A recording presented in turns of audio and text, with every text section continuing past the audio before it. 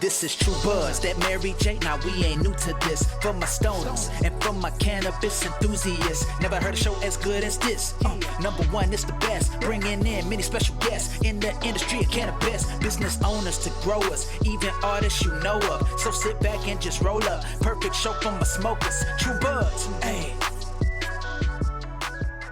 So Highly Unlikely is a show that I created and I host, and the quick premise is I bring on a guest, I get them high, and then I teach them about a subject that seems highly unlikely, but it's 100% true. So every episode, we've got different topics. The one coming out on Tuesday is about Navy SEAL training. We did one on what's it like to be in the Secret Service, what it's like to be a billionaire, all the lies that the food pyramid told us when we were growing up. So they're all on different kind of cool, fun subjects, and each of my guests is learning about it while they're stoned. And so it's just like a really fun kind of bantering. I'm educating them.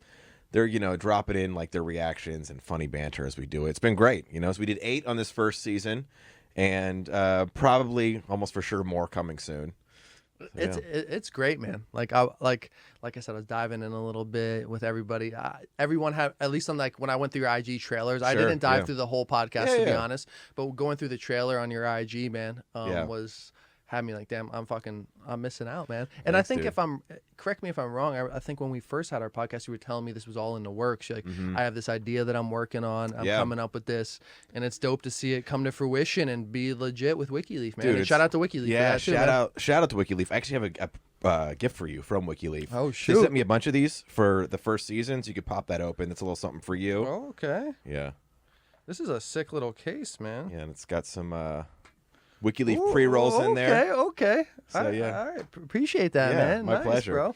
I'm about to spark one of these up right now, Yeah, man. go for it, dude. Word, man. So yeah, what's cool? So I've had this idea for a while, and because I'm very much like end of the day, enjoy my night smoker. I'll smoke during the day a little bit if I'm on vacation or something, but in general, it's like how I enjoy the evening. So I'm a big kind of like get high, like a good sativa or hybrid, and go down a YouTube rabbit hole or watch a crazy documentary. I love like learning stuff while I'm stoned. And then it just kind of dawned on me, like, dude, this would be a great show or a podcast to do. And then I was kind of sitting on the idea because, like, there's only so many projects you can do for free.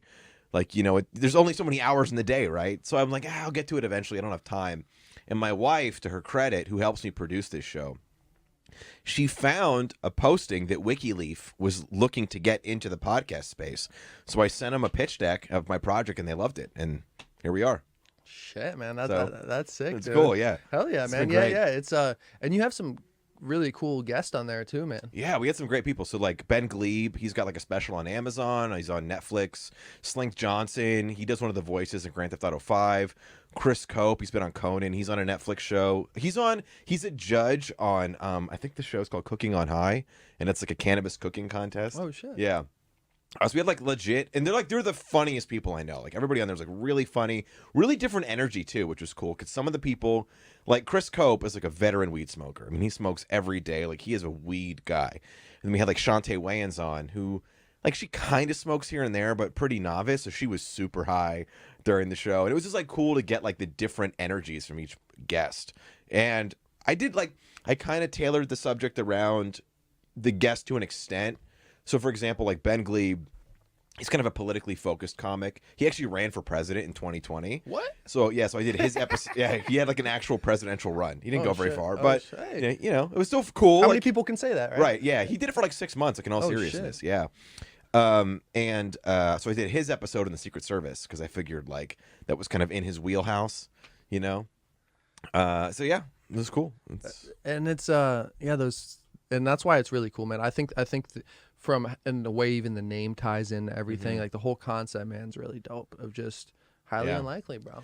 Dude, yeah. Well, because that was I don't even remember how I came up with the name. I do know I changed the show a little bit because originally I was gonna do it all about conspiracy theories because I thought it'd be funny to like break down how highly unlikely these different conspiracy theories are, and then I'm not a conspiracy like I find them amusing.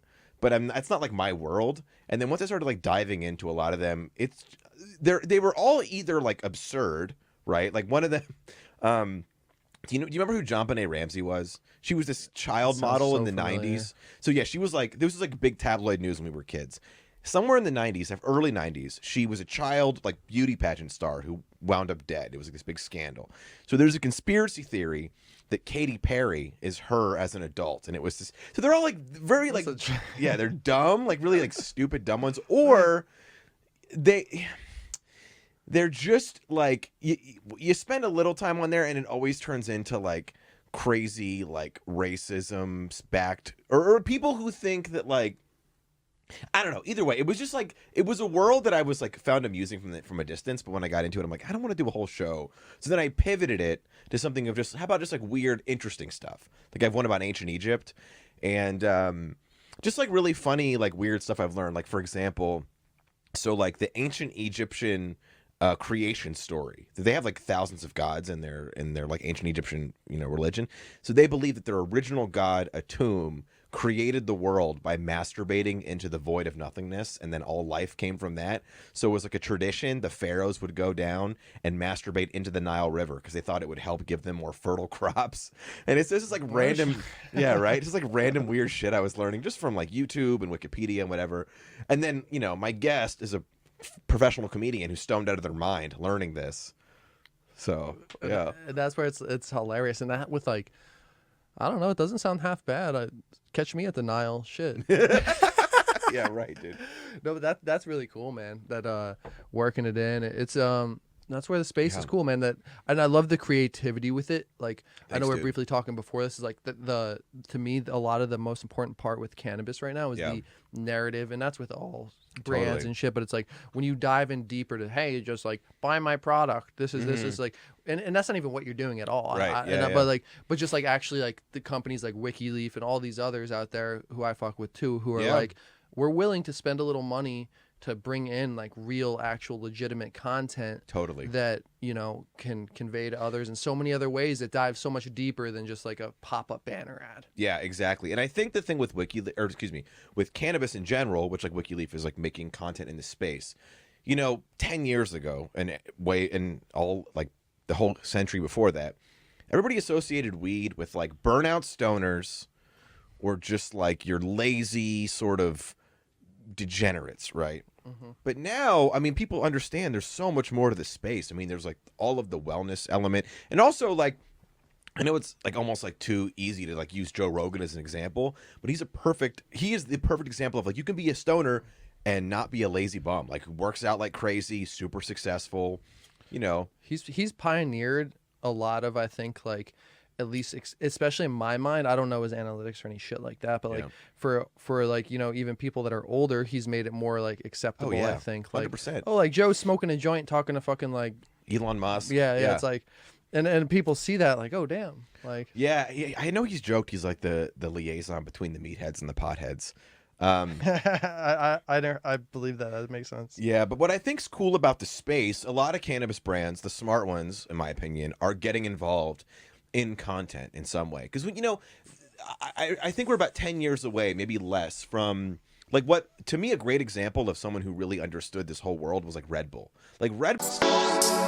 This is True Buzz, that Mary J. Now we ain't new to this. For my stoners and for my cannabis enthusiasts, never heard a show as good as this.